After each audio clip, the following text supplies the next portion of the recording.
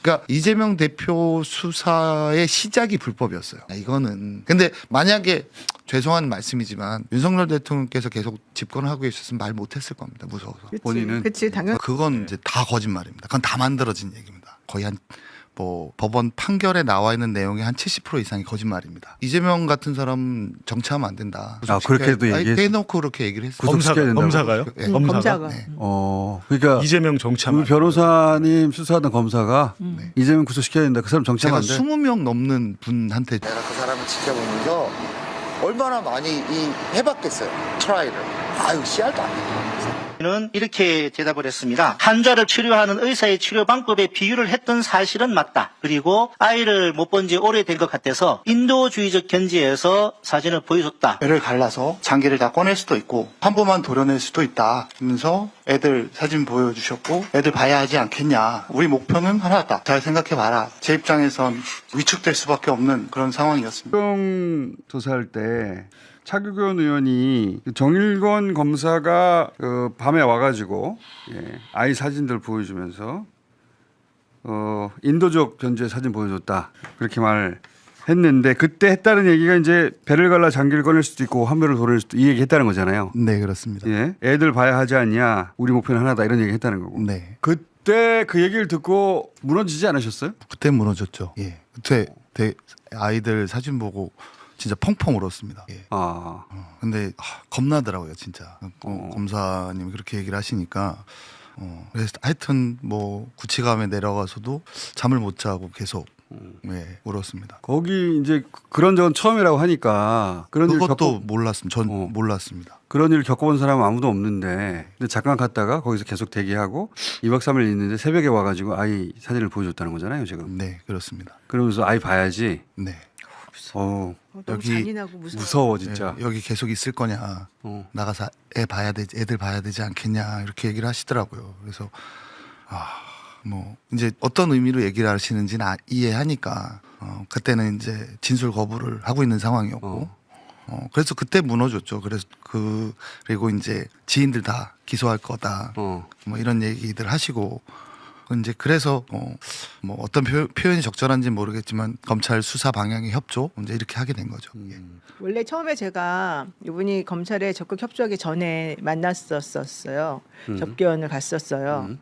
그때는 버티겠다 그랬어요. 자기가 실제 한 게 없으니까. 근데 그거는 이 친구만 그런 게 아니고 김만배 씨도 그랬었어요. 내가 너무 힘들다. 솔직히 내가 변호사인데 이런 경험을 한 번도 해본 적도 없고 되게 또 잘 자란 집이거든요. 이 친구가 고생을 해본 적도 없고 되게 마음이 여린 사람이라서 얘가 의지가 강하거나 막 목에 칼이 들어도 나는 버틴다 이런 성향은 아니에요. 절대 누가 옆에서 좀 이렇게 야 좀 해라 그러면 또 하는 사람이에요. 그래서 내가 너의 성격은 그런데 이번에는 버텨라 이렇게 하면 안 된다. 그랬더니 자기 의지를 갖고 버티겠다. 근데 애들하고 부인이 좀 걱정은 된다.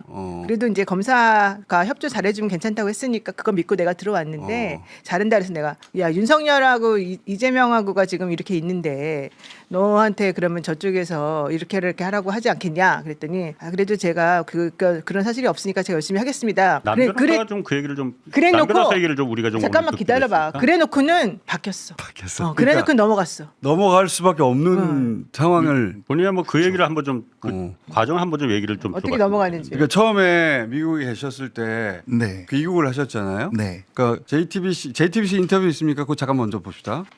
내가 아는 12년 동안 내가 그 사람을 지켜보면서 얼마나 많이 해봤겠어요. 트라이를. 아유 씨알도 안 돼. 그러니까 이재명한테 씨알도 안 먹힌다라고 말하며 들어왔어요. 네. 그러니까 왜 귀국하셨는지부터 쭉 한번 설명해 봐주세요.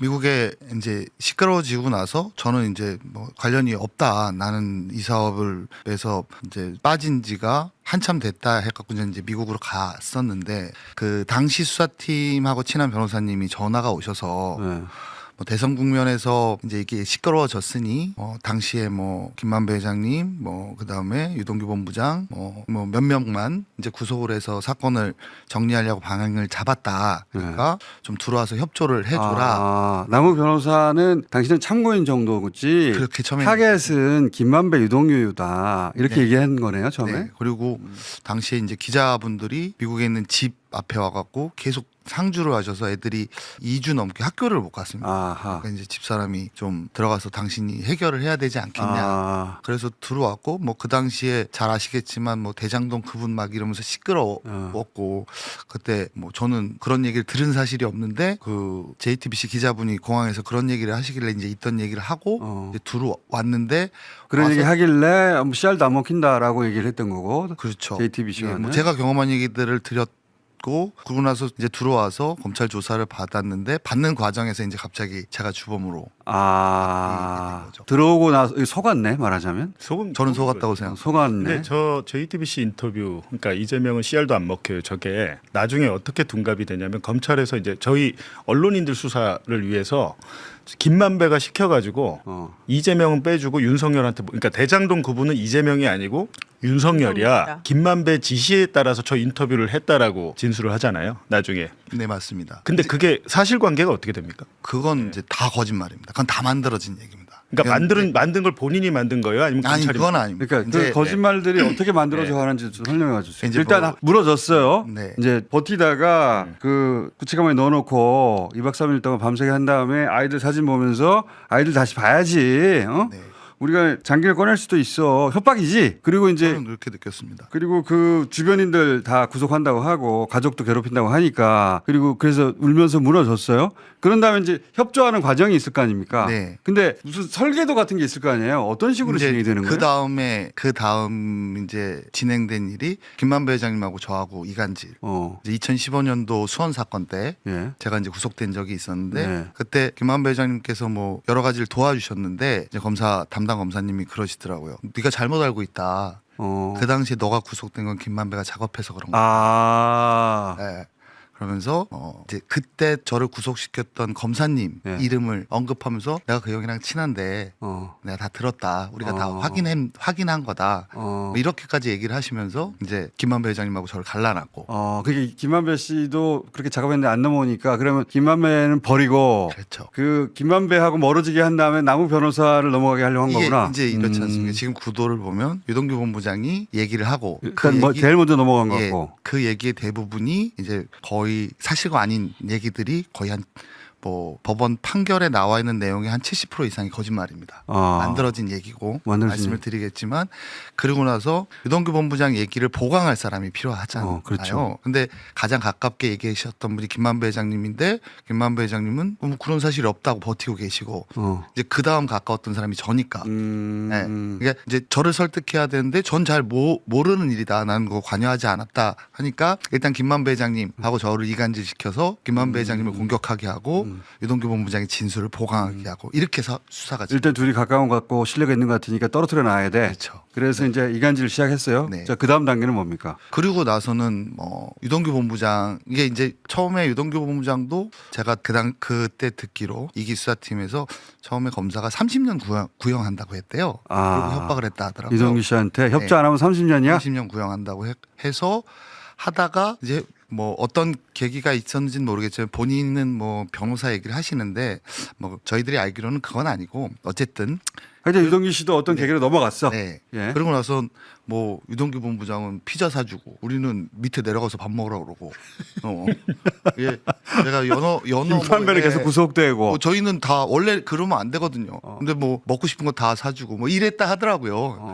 그러니까 차별 대우 받는 걸 봤어. 또. 네, 예. 그리고 이제 저한테 와서 이제 저도 이제 넘어간 상태에서 유동규가 이렇게 얘기를 했는데 들었지 왜 기억을 못해? 이제 이렇게 시작을 한 거죠. 근데 그게 뭐 예를 들어서 3억 준 거. 뭐 그거 이제 그 부분도 뭐 나중에 이제 뭐 법정에서 다 나올 얘기겠지만 처음에 2013년 2월달에 검사님이 오시더니 그러는 거예요. 2013년 2월달에 네가 유동규한테 돈 2천만 원을 줬다며. 지금도 기억이 안 납니다. 근데 계속 이제 종용을 하시더라고요. 그래서 기억이 안 난다 했더니 나중에 이제 유동규 본부장이 자백을 했다. 그리고 너는 공소시효가 지나서 넌 문제도 없고 어. 돈을 받을 사람이 자백을 했는데 그 사람은 처벌받을 건데 그 거짓말이겠냐. 이제 이렇게 시작한 거예요. 그래서 안 준 돈을 준 걸로 만드는구나. 처음에. 그러고 났는데 이제 그게 조금 더 이제 얘기를 하면서 그 중에 1,000만 원은 김용 부원장을 주고 1,000만 원은 정진상 실장을 줬다는데 아니야. 그 다음 단계는 너한테도 얘기했다는데 왜 기억을 못하냐. 이제 이렇게 해서 이제 기억을 이게 만들어 주는 거네, 아예. 근데 제가 뭐 지난번에 국정조사 때 어떤 국회의원께서 어떤 분이 뭐 조사를 25번 받았다. 내가 검사할 땐 있을 수도 없는 일이다. 저는 한 100번 받았어요. 100번. 아침에 9시부터 밤 12시까지. 자, 그럼 요 2천만 원권 돈 줬다는 걸 얘기해 보자면 우선 유동규 씨는 뭐 구치감에서 아이들 사진 줘서 무너졌는지 그 과정은 모르겠지만 그 양반도 처음에 안 했던 일을 안 했다고 했다가 넘어갔어요. 네. 넘어가서 협조하기 시작했어요. 근데 거기서 먼저 협조된 그 설계를 들고 오는 거예요. 그렇죠. 당신이 2천만 원 줬다며. 난 2천만 원 준 적 없는데. 아니 줬대. 1,000만 원은 이재명 쪽이 줬고 1,000만 원은 어떻게 했고 줬다니까. 아니 나 기억이 안 나요. 그럼 유동규 씨가 와서 내가 줬잖아. 이런 식으로 연결되는 거. 나중엔 그런 과정도 있었어요. 그런 과정으로 넘어가는 유동규 거예요? 본부장 왜 기억을 못해? 그다음에 이제 뭐 녹취록을 보면 뭐 내가 커야 된다. 하는 그런 유동규 본부장의 대목이 있는데 봐라 녹취록을 봐도 다 이런 내용이 나오는데 왜 거기 갖다 붙이는 거구나. 그렇죠. 근데 지금 100번 설계를 미리 해놓고 그 설계를 머릿속에 넣어주는 거네 이렇게. 기억을 만들어 아니, 만들어주는 거야. 개별 사건으로 해가지고 너 왜 기억 안 나? 유동규 대지시키고 이게 아니고요. 제가 보니까 대북송금 사건에서는 공범들끼리 모아가지고 진술 세미나를 했잖아요. 그렇죠. 근데 지금 이 대장동 사건 같은 경우는 파생 사건까지 굉장히 많습니다. 근데 제가 볼 때는 이건 검사가 어떤 방식으로 얘기를 했습니까? 아예 대놓고 뭐 교육을 시켰다든지 이런 방식은 이게 없었어요. 이제 나중에는 네. 나중에는 다른 사건들 그러니까 조금 더 뭐 그 명예훼손 사건 네, 같은 언론인 경우는 사건, 네. 뭐 이제 화이트보드에 가면 다 적어요 날짜별로 검사가 검사님이 적으시고 그리고 이제 빈칸을 제가 채우길 원하시는 거죠. 요 부분이 제가 들었어야 그 다음 내용이 이해가 되니까 그 다음에 논리적으로 그래야 기소가 빈칸을 이렇게 만들어 놓고 이거 채우라고 해요? 그래서 본인들이 생각했을 땐 이 대목에서 남욱이 네가 들었을 수도 있고 이렇게 얘기를 했을 수도 있고 김만배가 이렇게 지시했을 거다. 자 기억해봐라. 야, 완전히 그러니까 만드는 거네. 화이트보드에 인물 관계도를 그려놓고 유동규 얘기만으로 안 되니까 지금 남욱 변호사 등등 한데 왜냐면 저희 기록을 보면 어떻게 돼 있냐면 남욱 변호사가 처음에는 기억이 안 난다고 하다가 들었다라고 하다가 맞다라고 해버려요. 그리고 남욱 변호사를 모자르니까 정민영 변호사 있죠. 변호사 2명 더 있잖아요. 이 사건에 정민영 조현성 변호사 있어요. 이분들을 갖다가 또 이분들도 이제 들은 걸로 다 됩니다. 근데 저희 법정 나와서는 뭐 그런 사실이 없다라고 얘기하는데 그럼 다시 한번 화이트보드 이거 심각한 건데요? 제가 이해한 대로 설명해 볼게요. 처음에는 2천만 원 줬다며? 아니요, 그런 적 없는데요. 아니야, 2천만 원 줬대. 그중에 1,000만 원은 이재명 쪽이 줬대. 나는 기억이 없는데요. 그런데 지금도 저는 그러니까 그런 식으로 기억을 만들어주기 시작해요. 네. 근데 이제 나중에는 화이트보드에 그림을 그려. 그건 이제 다른 검사님이신데 이제 요거하고는 조금 이제 대장 검사 전체적으로 이야기를 만들어가는 대강 흐름을 한번 방식을 한번 보려고 하는 네. 거예요. 방식. 처음에 말로 그렇다며. 아니요, 그 기억이 없는데. 아 그래, 너는 기억 못하나 본데 돈 줬대. 액수는 이래. 누구한테 줬대. 말했다는데 기억이 안 나요. 기억이 안 나는데 자꾸 말해. 그리고 유동규가 와. 내가 줬잖아. 내가 말했잖아. 기억 안 나? 내가 기억을 못하는 건가 진짜로? 막 스스로 의심가기 시작해. 네. 그러다가 막 그림 그려가지고 막 설명해. 나 한참 듣다 보면 내가 이렇게 답을 해야 내가 살아나는구나. 뭐 그렇게 생각을 했죠. 그리고 나서 그 중간에 이제 이런 과정들이 있습니다. 뭐 김만배 회장 봐라. 김만배 회장 가만 안 냅둘 거다. 밖에 돌아다니게 안 할 거다. 그리고 이제 뭐 아시는 분들은 아시겠지만 나오면 구속시키고 그렇죠. 별건으로 나오면 구속시키고 유동규 본부장은 이제 내비두고 뭐 저도 그래서 내비뒀죠. 그리고 그런 일들을 보고 이제 뭐 어디서 고발한 사건이 있는데 뭐 저희들 처음에 고발 엄청 당했거든요. 뭐 어디서 고발한 사건이 있는데 지나가면서 다른 검사님이 그러세요. 어디 고발한 사건이 있는데 그걸 좀 봐야겠네. 캐비넷에 아직도 있어요. 그건 협박이잖아요. 그러니까 기억이 잘 안 나다 보면 그런 협박이 또 하나 추가로 들어와. 그렇죠. 중간중간에 이제 뭐 그리고 그런 과정들이 딴 데 있었던 거죠. 말 잘 듣는 사람은 잘 되고 말 안 듣는 사람 고생하는 걸 보여줘. 네. 내가 살아나려면 어쩔 수 없다. 제가 비겁한 거죠. 제가 비겁한 겁니다. 잘 넘어가요. 그리고 성격이 성격이 남들보다 더 오래 못 버텨요. 나는 왜냐면 남욱 변호사- 애들이 있고 그래서 남욱 변호사처럼 반응하기 대부분일 거라고 그러니까 봐요. 일반적인데 네. 애들이 있고 그 와이프 있고 막 그 식구들을 괴롭히니까 그쪽은 가족 보호해야 괴롭히고 된다고. 주변 괴롭히고 괴롭히고 구속시키고 막 근데 이제 제가 드리고 싶은 말씀은 그런 거죠. 이게 뭐 그런 뭐 수사 기법이라고 얘기하실 수도 있지만 그런 걸 떠나서 그렇게 해서 사실관계를 확인한다면 그건 누가 뭐라고 하겠어요. 예, 너희들 잘못한 거를 확인해서 인정시키고 처벌받게 하고. 근데 이제 대부분이 만들어졌다는 거죠. 예를 들면 이런 거예요. 되게 어디 가서 제가 얘기 안 하고 이제 법정 가서 할 얘기인데 뭐 김만배 회장 돈 일부가 사실은 뭐 저 이재명 시장 쪽 네. 당시 이제 그쪽 돈이다. 지금 기소가 그렇게 돼 있습니다. 대통령이 기소되진 않았지만 그 돈 나중에 주기로 했다. 예, 예. 428억. 예. 428억. 그 428억이 2021년 초에 유동규 본부장이 이제 김만배 회장님으로부터 돈을 받고 싶다. 그건 맞아요. 그렇게 그런 생각을 했고 받기를 원했고 이동규 씨 본인이 받고 싶었던 네. 건 사실이야. 예. 근데 그거를 받아서 상당한 액수를 미국에 보내고자 했어요. 미국에 보내서 그 돈을 건물을 사서 아 이동규 씨 본인은 개인적으로 쓰고 싶어 했다는 개인적으로 개인적으로는. 그래서 뭐 건물을 사고 뭐 이제 딸이 미국에 있거든요. 이제 뭐 그렇게 해서 좀 생활비도 보조하고 뭐 내가 기여한 바가 있으니 그 정도 나를 줘. 그러면 근데 그런 그 얘기, 계획이었는데. 지금 제가 하는 얘기와 기소된 내용은 전혀 다른 내용. 그러니까 지금 검찰은 네. 그게 실제 계획이었는데 근데 그게 수사 과정에서 선거 자금. 저수지, 선거 자금, 노후 자금. 나중에는 이제 노후 이재명 걸로 자금 바뀌는 이렇게 거죠. 변했죠. 그러니까 유동규 본부장 본인이 쓰려는 이 거죠. 사업 잘해가지고 돈 벌면 나도 기회했으니까 나도 좀 줘 해서 그 돈 주면 난 미국에 갔다. 그래서 그걸 알아본 사람이 있어요. 그걸 근데 심지어 그 얘기를 검찰에서 진술했어요. 그 얘기 처음에는 못했습니다. 아예 못했습니다. 왜냐하면 그 받아줬지. 아예 그거는 그쪽으로 그 갈 필요가 당시에는 없는 거지. 그런 얘기를 하면 아예 수사 결이 다르잖아요. 대통령을 잡으려고 시작한 수사인데 그럼 이제 대통령이 야 미안하지만 내가 관리를 잘못한 건 미안하지만 나하고 관련 없는 일이야라고 얘기를 하셨던 거고 수사는 이재명 대통령이 다 계획하고 만들어낸 일이다였는데 아니 그러면 수사 과정에서 혹시 이재명 후보나 민주당 대표에 대해서 검사들이 직접 뭐 언급한 뭐 계속 이 스토리나 이런 게 언급했죠. 있나요? 일단 검사들은 이제 되게 사명감이 되게 많으세요. 제가 느끼기에 네. 이제 이재명 같은 사람 정치하면 안 된다. 아, 그렇게도 아니, 얘기했어? 대놓고 그렇게 얘기를 했어요. 구속시켜야 된다고? 검사가요? 네. 검사가 네. 그러니까 이재명 정치하면 우리 변호사님 수사하던 검사가 이재명 구속시켜야 된다. 그 사람 정치하면 제가 안 돼. 20명 넘는 분한테 조사를 받았어요. 똑같이 들었죠. 근데 여러분이 그 얘기를 하셨어요. 똑같이. 이미 저한테만 일러주세요. 아까 이름은 좀- 내가 말하시다가 들었어. 그거 내가 들었어. 유동규가 미국으로 보내고 뭐 이런 거 알아본 사람이 있었다고 했잖아요. 그 얘기 좀 해주었어요. 아니 그래서 이제 제가 그분도 조사를 받았을 거예요 아마. 네, 그랬는데 이제 이번에 나와서 이제 만나서 저녁에 이제 치킨을 먹는데 그 친구가 그러더라고요. 형, 근데 그 이재명 돈 아니지 않아? 아니지. 그래, 그래갖고 형이 나한테 그 수출하는 친구인데 그 미국에 돈을 보내는 방법을 알아보라 그래서 내가 알아봤잖아 그거. 아 네. 근데 그런 얘기는 다 묻힌 거죠. 이게 다 이제 그 다 뭐 이게 실제 벌어진 일과 유동규가 그 사람한테 실제- 알아보라고 부탁을 한 거예요. 네. 그러니까 미국에 아니, 돈. 제가 이동규 씨 얘기를 듣고 예, 유동규 본부장이 저한테 한번 알아봐 달라 해서 제가 내용 그런 걸 잘 모르니 제가 제 지인한테 그런 수출하고 뭐 이런 걸 하는 친구한테 야 뭐 미국에 돈을 보내서 건물을 사고 이러려면 어떤 방법이 있니 해서 물어본 적이 있고 알아본 사실까지 있고 뭐 그러면 나중에 이제 뭐 만약에 특검을 한다면 그런 내용들 다 밝혀지지 그렇죠. 않겠습니까? 그게 없었던 일이 아니고 혼자 생각한 게 아니고 그렇죠. 이동규 씨가 나한테 말을 했고 내가 또 다른 사람한테 말을 해서 그 사람도 기억하고 있고 그러니까 실제로 뭐 이메일도 주고받은 게 있을 거고 그 돈은 그러니까 유동규 씨 돈 몫으로 챙겨주려고 했던 것인데 이것이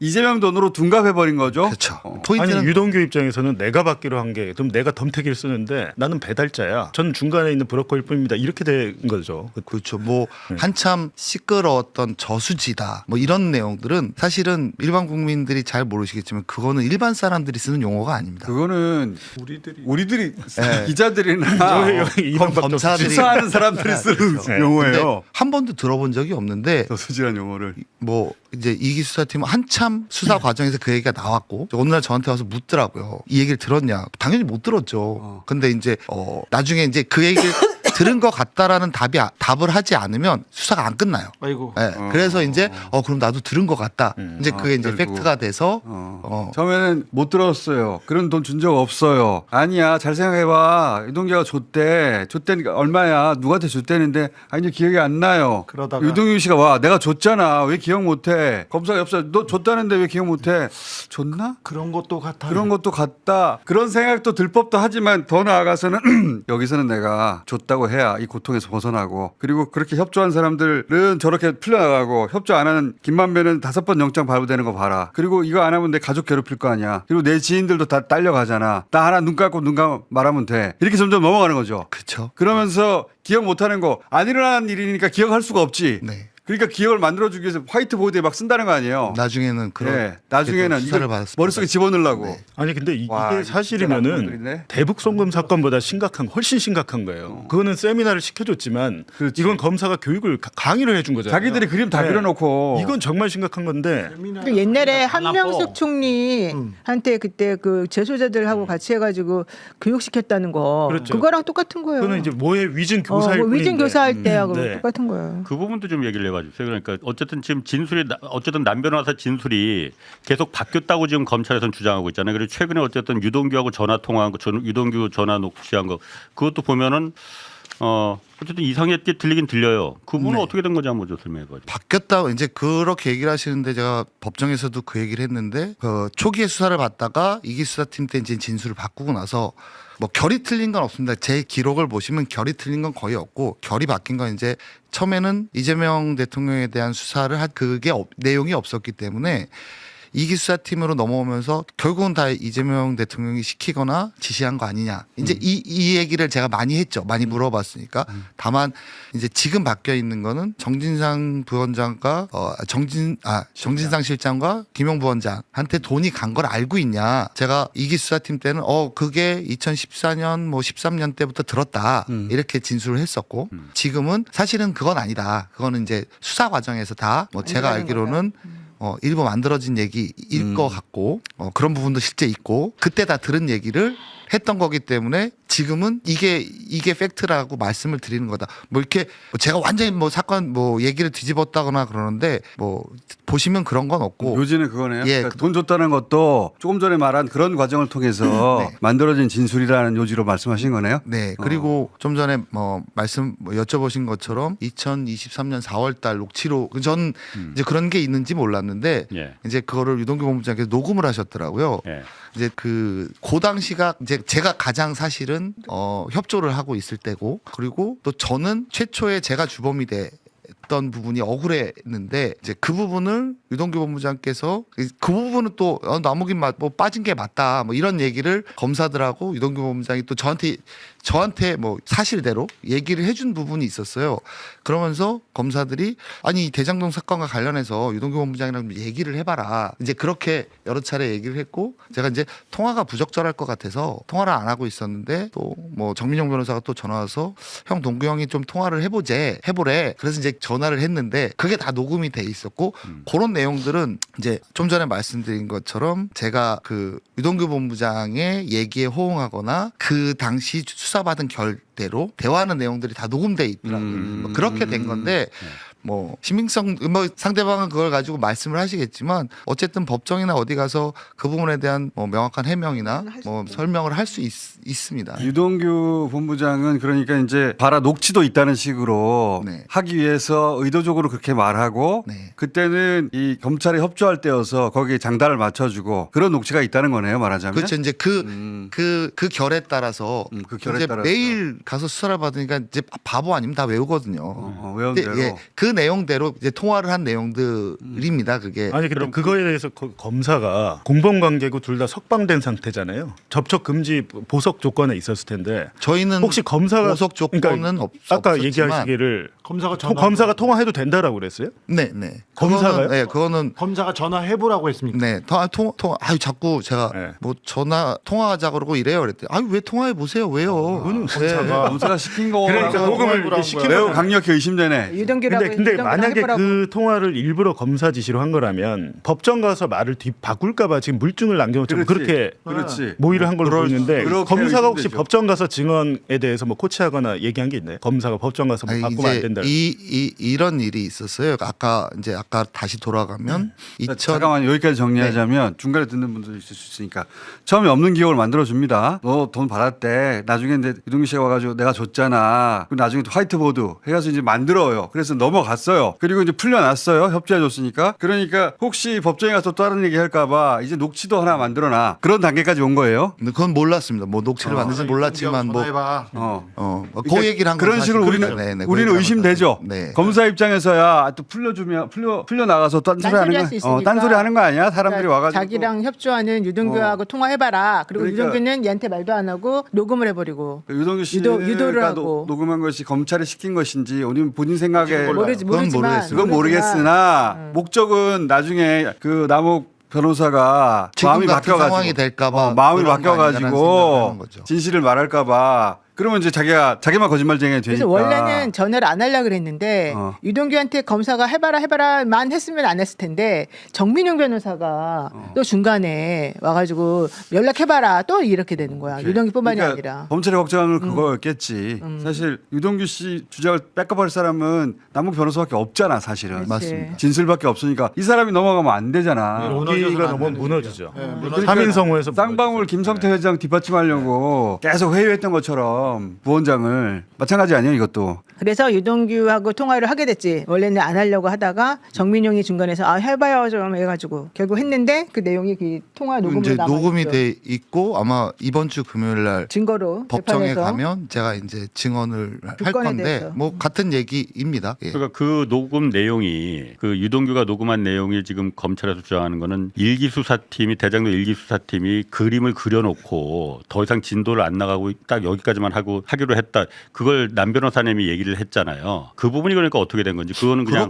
그건 이제 해석을 그렇게 하신 것 같고 예. 그거는 이제 해석을 그렇게 하시는 겁니다. 뭐 그렇게 얘기한 건 아니고 일기 수사팀에서 수사를 시작할 때 아까 초창기에 이제 대선 국면에서 시끄러워졌기 때문에 그 당시 밝혀진 내용 예. 그게 뭐 김만배 회장님과 유동규 본부장 그다음에 당시에 뭐 최영길 의장님 이런 분들의 녹취록이 이제 약 일부 공개됐기 때문에 그 선에서 수사를 하겠다는 거였지 그게 마치 이제 해석을 제가 이재명 당시 대표 후보까지 가는 거를 일기수사팀에서 막았다. 저는 그런 얘기를 한 적도 없고 일기수사팀에서 그런 수사를 한 적이 없어요. 한 적이 없는데 뭐 뉘앙스나 뭐 어투가 그래서 그런지 그거를 이제 그런 식으로 해석해서 말씀들을 하시더라고요. 근데 전혀 그건 들어보시면 그건 전혀 아닙니다. 이 쌍방울 대북 송금 사건하고 구조가 똑같아 보니까. 그러니까 훨씬 복잡하고 심각한데 거기에 대북 송금이 여기에 이제 9분의 400억이고 쌍방울 김성태 회장이 유동규 본부장 역할인 것 같고 그리고 이하영 부지사가 지금 남욱 변호사의 역할이에요 보니까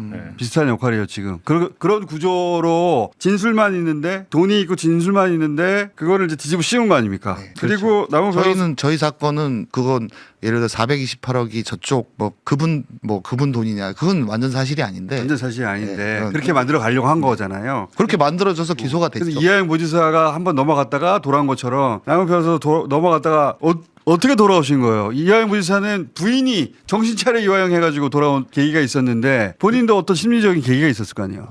일단 그 계엄. 계엄. 뭐 하여튼 더 그 부분에 대해서 말씀을 안 드리겠는데 네, 계엄. 예. 그 이후에 이제 정진상 실장님 재판에 제가 증인으로 별도로 나갔는데 그런 생각이 들더라고요. 제가 재판에서도 말씀을 드렸는데 이게 얼굴에 받치는 거예요. 이게 사실이 아닌 건 아는데 얼마나 화가 나겠어요. 근데 진짜 전 처음 봤거든요. 법정에서 그분을 처음 뵀는데 진짜 정진상 시장을 처음 봤어요? 몰랐어요? 몰라요. 모르는 사람이요?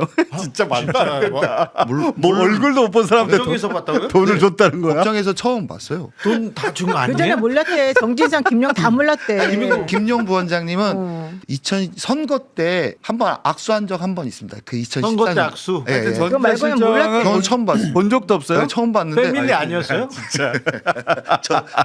전 처음 봤어요. 얼굴을 처음 말도 안 뵀는데 되는 근데 되게 눈빛이 근데 진짜 원망의 눈빛으로 저. 그렇겠지. 무섭게 차로 째려보고. 본 적도 없는 사람인데 나한테 돈 줬다고 하니까. 그래서 이건 아니지 않냐 이거는. 근데 만약에 죄송한 말씀이지만 윤석열 대통령께서 계속 집권하고 있었으면 말 못했을 겁니다. 무서워서. 본인은 그치 당연하지. 저는 못했어요. 무서워서 무서워서 못했을 못하지, 것이고. 그거 절대 가만 안 뒀을 거거든요. 저는. 네. 그러니까 지금 이하영 부지사 위증했다고 연호술 파티 그거 또 기소하는 거 보세요. 그것처럼 이제 남욱 변호사 또 잡아들여가지고 또 괴롭혔겠지. 건물 판다고 또 잡아갔겠지. 그게 이제 그 사실이 아닙니다. 그게 건물 파는 것도요? 예, 제가 바보도 아니고. 기사에 났는데 다. 이게 허위 보도인데. 이게 허위 보도? 검찰 소스. 예, 허위 같아요. 보도인데 아. 거기 이것도 허위 보도입니다. 최근까지도 그럼 검찰이 장난치를 치. 아니 보니까 저도 그냥 뭐 말씀하시니까 물어보시니까 말씀을 드리는데 완전 허위 보도고 저한테 그쪽에서 연락한 적도 없고 전화번호도 모를 테고 근데 그 뉴스 중간에 보니까 접견한 기록을 제가 접견한 내용을 거기다가 기사에 넣어놨더라고요. 그걸 누가 알겠어요 지금? 검사밖에 모르지. 모르죠. 누가 알겠냐? 그게 검사밖에 동아일보 모르지. 보도가 아마. 그 대장동 그분. 예. 네. 그러니까 남욱 변호사의 진술 신빙성을 떨어뜨리려고 이 사람 부도덕한 사람이야. 네. 그런 언론 플레이잖아요. 네. 그러지 않을까 싶습니다. 근데 그 이제 또 유튜브로 막 그 기사를 인용해서 막 양산. 아니, 그래서 이제 결과적으로 보면 대장동 그분이 이재명 뭐 약속인데 그게 아니라고 하면 지금 청문회에서 말씀하신 것 중에 윤석열 아버지의 연희동 단독주택을 김만배가 사줬다. 박영수가 소개했다라고 그 취지로 말씀하셨는데 검찰 수사 단계에서 윤석열 부친 집을 김만배가 19억 원 주고 사줬다. 뭐 이런 내용 조사나 뭐 증언이 잠깐만, 예. 금액은 몰랐고요. 그 다음에 검사가 어떤 검사님이 이렇게 얘기를 하시더라고요. 아니 이거 김만배 씨는 왜 이걸 사줘갖고 근데 다행히 김만배 회장님이 부동산에 가서 뭐 박영수 고검 제가 듣기로는 박영수 고검장한테 소개를 받고 부탁을 받고 그걸 이제 사러 가서 부동산 가서 금액을 깎았대요. 김만배 회장님이 그래갖고 검사님 얘기예요. 검사님 얘기인데. 검사님한테 들은 네, 얘기. 검사님한테 들은 얘기, 김만배 회장님한테 들은 직접 얘기가 들은 아니라, 얘기가 아니라 검사님한테 들은 얘기인데 금액을 깎아서 이렇게 표현하시더라고요. 다행히 금액을 깎아서 다행이지 그냥 샀으면 어쩔 뻔했냐. 안 깎고 달란대로 줬으면 큰일 날 뻔했다. 2022년 대선 겉으로 보기에 거기에 그냥 달란대로. 아니 대선 당시에 이게 왜 금액 깎는 게 중요하냐면 시세보다 싸게 샀는데 뇌물을 주려고 하면 시세보다 비싸게 사야 되는 거 아니냐 뇌물이라면 그 논리로 그때 윤석열이 빠져나갔거든요. 근데 중요한 것은 검찰이 김만배가 지금 처음 나온 게 뭐냐면 김만배 본인이 부동산에 갔다는 사실을 검찰이 그렇게 얘기를 했다면 수사를 했네요. 저는 그렇게 들었습니다. 그 남욱 변호사님은 그때 검사로부터 들은 이야기인 네, 거예요. 검사님이 이게 그러니까 마치 김만배 회장님이 싸게 사서 이제 수사를 할 필요가 없어졌으니 뇌물이 아닌 것으로 만들기 그렇죠. 쉬워졌다. 그렇죠. 그래서 그러면은- 다행이다는 취지. 그러면은 김만배 씨한테 이걸 직접 들은 건 아닌데, 네. 근데 김만배 씨가 만약에 박영수 고검장 부탁을 받고 검사 얘기처럼 그때 당시에, 그러니까 윤석열이 박영수 고검장한테 부탁하고 박영수 고검장이 그 김만배 씨한테 가가지고 이거 좀 사줘 해서 샀다는 건데, 그렇게 추측되는 거죠. 그러니까 검사 얘기로는. 네. 근데 만약에 실제 그런 일이 벌어졌다면은 김만배 씨는 왜 그 집을 사줬을까요? 그것까지는 제가 모르겠지만 이유는 모르겠지만 김만배 회장님은 그런 사람입니다. 이렇게 누가 부탁하면 아무나 부탁하면 부탁해도 돼요? 주변에 그래서 뭐 국민들의 지탄의 대상이 되셨지만 김만배 회장님을 아는 사람은 그 맞아요. 욕하시는 분은 없어요. 아니 윤석열 씨가 그때 아버지가 집을 팔고 싶어 하는데 이제 안 된다고 하면서 얘기를 하니까 그럼 얘의 현안은 이거였네. 이걸 해결해 줘야지. 이게 김만배 스타일이에요. 그래서 자기가 이 사람 거를 해결을 해주면 윤석열 덕을 언제 볼지도 모르니까. 그럼 나중이라도 어쨌든 차곡차곡 그런 쌓아놓는 식으로. 거죠. 아니 그 얘기는 본인이 아마 했던 걸로 기억이 되는데 아버지가 거동이 그 아버지가 불편해지셔가지고 거동이 아파트로 불편했어. 이사를 가야 되는데 단독주택이어서 안 팔리니까 2층이었어. 예, 몇 년간 안 팔려서 고생을 하고 있다는 본인들이 얘기한 거예요. 그거는. 그리고 윤석열한테 근데 잘 그걸 해결해 보여야지. 준 거죠. 그런 얘기는 저희들 나와 있을 때 이제 박영수 고검장도 재판을 받고 계시고 한데 김만배 회장님이 그런 얘기를 하신 적은 있습니다. 그러니까 지나가는 얘기로 윤석열 대통령 진짜 나쁘다. 박영수 고검장이 그렇게 도와줬는데 저렇게 저렇게 하는 건 진짜 전 나쁜 거다. 뭐 이런 얘기를 하신 적이 그건 나한테도 맨날 했어요. 김만배. 나도 그건 이해가. 근데 그리고 그 박영수 특검은 윤석열의 정계 진출을 반대했거든요. 그러니까 박영 저는 하나 제일 궁금한 게 윤석열 커피 사건. 2011년에 윤석열 주인 검사가 저축은행 수사할 때 대장동 브로커 조우형의 범죄 사실을 대검에서 이제 중수부에서 알고도 봐줬느냐 말았느냐 이게 박영수도 엮여 있고 김만배도 엮여 있고 다 엮여 있는데 남욱 변호사께서 진술을 처음에 2022년 그러니까 윤석열 검찰 초반 수사 때만 해도 봐준 게 맞고 그때 역할을 해준 게 맞다. 만배형의 힘을 거기서 봤다라고 했다가 그 다음 해 2023년도부터 진술 바꾸시더라고요. 법정에서도. 네. 2011년 대검 중수부에서 당시에 어떤 일이 있었는 게 맞는지.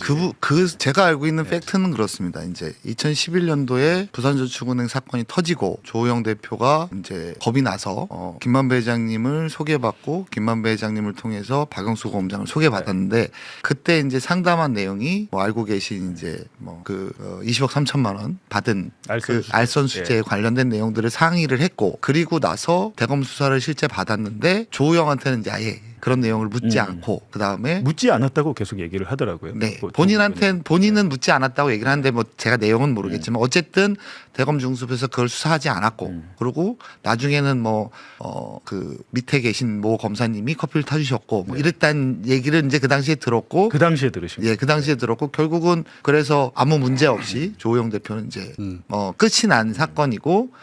김만배 회장님하고 같이 이 상담 박영수 검장님한테 상담을 받을 때부터 조호영 대표가 가장 이제 걱정했던 부분은 그 알선 수재 관련된 내용이었고 그 다음 이제 박태규 씨 돈 준 내용 이런 것들을 전부 다 상담을 했고 결국은 이제 중수부에서 조호영 대표가 협조하는 조건으로 뭐 조호영 대표한테 책임을 묻지 않은 이게 이제 제가 알고 있는 사실입니다. 그러니까 윤석열의 사수였던 박영수 변호사가 조호영 씨 사건을 묻어버린 거잖아요. 표현을 묻었다기보다 봐줬다? 그러니까 봐준 것이고 변호사 영향력. 여기서 봐준 주체는 윤석열이 되는 거 아닙니까? 그 주임 검사셨습니다. 그렇죠. 예. 그러니까 윤석열이 아니 근데 그때는 윤석열도 있지만 대검 중수부장 김홍일 중수부장이었고 김홍일은 윤석열 정권에서 방통위원장도 하고 권익위원장도 했잖아요. 근데 나중에 김홍일 대검 중수부장이 옷 벗고 변호사 나와서 조우영 씨를 또 변호한 적이 있다고 저는 기사를 쓴 적이 있는데 그 사실 맞나요? 맞습니다. 야. 태평양으로 그러니까 이게 지금 관계가 없다고 잡았대는데 대검 중수부장이 3년 후에 옷 벗고 나와가지고 조우영을 변호합니다.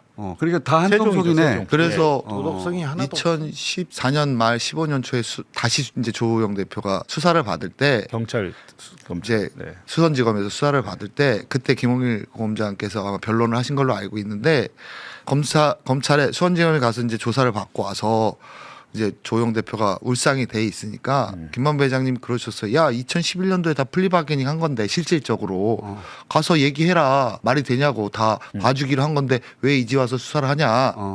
뭐 저 태평양에서도 그런 얘기를 하더라. 이제 이런 얘기를 같이 들은 적이 있죠. 혹시 한 번도 안 한 얘기 없습니까? 이때 법정이나 아니면 국정조사에서나? 일단 제가 좀 드리고 싶은 말씀은 이기 수사팀에서 이재명 대표를 수사를 시작할 때 배임이 아니라 이제 저희를 이해충돌 방지법이란 법으로 다시 입건을 해서 수사를 했는데 제가 그랬어요. 이건 불법이다 니네.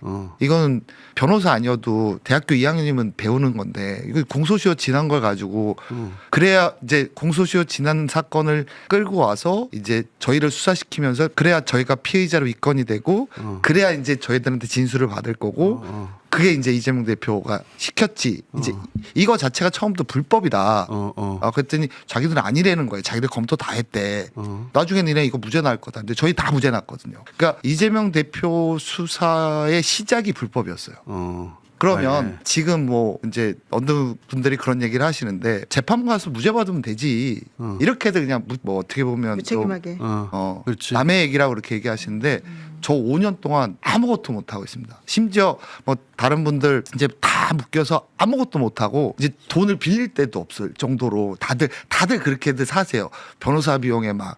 그러면 만약에 이제 뭐 저희야 잘못한 게 있으니까 그렇다 쳐도 진짜 잘못한 게 없는데 계속 그걸 그런 식으로 해서 재판을 받아서 무죄 받으면 되지 않냐라고 얘기하는 건 당해봐야 돼. 사실 그런 너무 사람들 다. 무책임한 거라고 저는 생각합니다. 아직도 다 못다한 이야기 디테일들이 좀 있죠. 디테일이 많죠. 많죠. 큰 틀에서는 이해했어요. 그러니까 이재명 대통령이랑 아무 상관없는 사건인데 저는 그렇게 알고 네, 아무 그게 상관없는데 맞습니다. 예. 유동규 씨를 먼저 포섭하고 그리고 남웅을 보강해가지고 그림을 만들어서 이재명을 보내려고 한 거 아닙니까? 맞습니다. 그러다가 실패한 거죠 지금 말하자면. 아직도 실패는 아니죠. 아직도 진행형이니까. 검찰은 아직도 성공시킬 수 있다고. 재판도 계속 진행되고 재판이 있으니까. 진행되고 그게 있잖아요. 아. 지금 검찰에서는 남욱의 일방적인 주장이라고 또 나올 텐데 교도관들 그때 구속 상태니까 교도관들 조사받을 때 다 입회했습니까? 그럼요. 그럼 예를 들면 이 정일권이 얘기를 배가르고 할 해드릴게요. 때 제가 이 세상에 비밀이 없는 게 네. 이제 제가 작년 11월 7일 날 법정에서 최초로 이제 정일권 부장이 그런 얘기를 했다고 들어가서 이제 접견을 가려고 이렇게 나오는데 어떤 교도관께서 인사를 하셔서 보고 얼굴이 낯이 익어서 안녕하세요 했더니 오셔서 그러시더라고요. 되게 고생했겠다고. 예 그랬더니 왜 기억 안 나냐고 자기 그 배가른다 할 때 뒤에 앉아 있었던 자기 한 번도 그런 얘기 어디 가서 한 적 없는데 진짜 힘드셨겠다고 그러면서 제가 기억 못했던 그때 왜 초콜릿 2개 줘서 저랑 나눠 먹었잖아요 이 얘기까지 하시더라고요. 저희가 이게 있네. 세상에 비밀이 없는 증인이 있네. 증인이 있어. 그러니까 증인이. 교도관들이 그 대북송금 사건처럼 있잖아 법무부에서 교도관들을 조사를 해보면 다 나올 거였습니다. 아니 그리고 국조 때 국정조사 때 검사들의 태도를 봤잖아요. 그때 솔직히 좀 어땠어요? 근데 다른 얘기는 뭐 제가 누굴 비난할 처지가 아니어서 뭐 그냥 가만히 있었는데 뭐 저 마음의 위안을 위해서 저한테 그런 정일권 얘기를 부장. 정일권 예, 부장. 사진 보여준 게 정일권 그건 좀 어. 그러면 그때 당시에 그날 제가 펑펑 우는 걸 옆에서 지켜봤는데 인권 차원에서. 네. 근데 그때 당시 어쨌든 뭐라고 했냐면 국조 때 검사들이 위증을 참 많이 하더라 이랬는데 생각나는 거 한두 개만 말해봐. 왜 어떤 위증을 하던가요? 국조 뭐 때. 예를 들면 아까 말씀드렸던 정진상 김용 얘기를 남욱이 먼저 했다. 그거 다 거짓말이다. 다 거짓말이죠. 그건 다 거짓말이에요. 예를 들면 굉장히 뭐 중요한 다른 얘기지만 저거는. 네. 5월 3일 날 이제 오지 않았다. 그건 팩트고 유동규 사무실에 돈 받으러 그다음에 오지 않았다. 예. 네. 그 즈음에 김용 부위원장 얘기입니다. 네 김용부 돈 받았다고 네, 하는 네. 혐의로 지금. 그 즈음에 유동규 본부장께서 포르쉐를 사셨는데 그거 자금 조사를 안 하더라고요. 아, 유동규의 1억 포르쉐, 원, 1억 유동규의 원, 포르쉐가 1억 원을 어디서 김용한테 나왔는지를 줬다고 하는데 그 날짜에 오지도 않았는데 유동규는 그 내연녀에게 포르쉐를 1억 5천짜리 그 돈은 자기가 포르쉐 산 거 아니냐 이렇게 의심하시는 거고. 왜냐하면 정민용 변호사의 얘기에 의하면 그 당시에 유동규 본부장이 돈이 하나도 없어서 그 유언홀딩스라는 회사에서 월급 받는 거는 양육비로 전처를 주고 카드로 살았다는 거예요. 법인카드 회사 돈이 하나도 없었는데 갑자기. 그 즈음에 포르쉐를 산 걸로 자기가 기억하고 있다. 근데 검찰에서 그래서 김용 부원장께서 변호인들이 그걸 계속 집요하게 물으셨는데 끝까지 수사를 안 하고 아니 그게 수사를 안 하진 않고요. 기록에 보면 그 내연녀한테 이거 어떻게 샀어요? 그러니까 어머니 댁에 현금을 기억나. 어머니 댁에 갖고 있는 현금을 장롱에 있는 걸 꺼내와가지고 엄마네 집에다 포르쉐를 샀다는 다 모아놨다가 나중에 산 거야. 그러니까 이러고 끝나요. 자금 출처 조사를 안 해. 그 자금 출처 조사가 안 이루어진 걸로 자, 알고 있어요. 오늘 1편으로 하겠습니다. 다시 한번 모시도록 하겠습니다. 아, 시간은 좀 모르고 네, 네. 다시 만나요. 재판 끝나고 다시 오시죠.